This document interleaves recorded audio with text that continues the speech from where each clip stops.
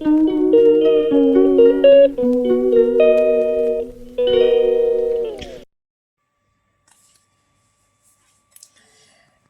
বন্ধুরা, good afternoon.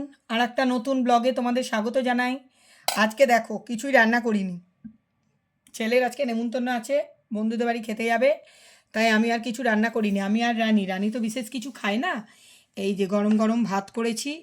আমি বলি বন্ধুদের দেখাই, যেদিন ঘুরতে যাব ভালো ভালো জিনিসগুলো যেমন বন্ধুদের দেখাই, রোজকার জীবনটাও একটু দেখাই কী কী খাচ্ছি। আজকে কিচ্ছু রান্না করিনি, দেরি করে উঠেছি। এখন তো স্কুল ছুটি আছে, 2 তারিখ অবধি স্কুল ছুটি।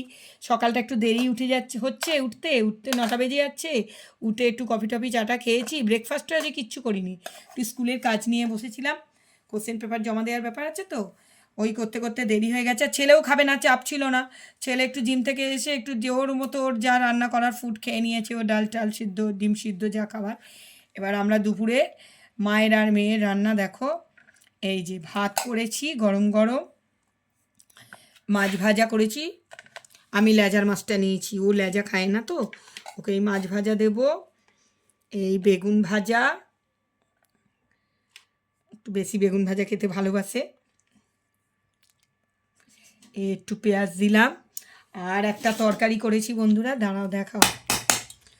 এটার মধ্যে কি কি আছে বলো তো? পেঁয়াজ কলি, গাজর, বিনস, ক্যাপসিকাম সব দিয়ে, সব খারাপ হয়ে যাচ্ছে। আমার অভ্যাস তো, ওকে এবার বেশি দেবো না, ও আর খায় না। অভ্যাস তো বাজার করে ফেলা, রান্না করি না, ওইগুলো দিয়ে একটা তরকারি করেছি। আর ওই ছেলে যে ডাল সিদ্ধ খেয়েছে সেই রেখে দিয়েছি, মানে সিদ্ধ মানে কি, এর মধ্যে নুন সর্ষের তেল এইসব দেয়াই ছিল, ও যেটা খায় সেই ওর থেকেই রেখে দিয়েছি। মায়ের আর মেয়ের একটু হয়ে গেল।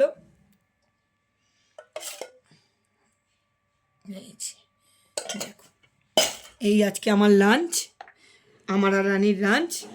কেমন হয়েছে জানিও। Bye bye.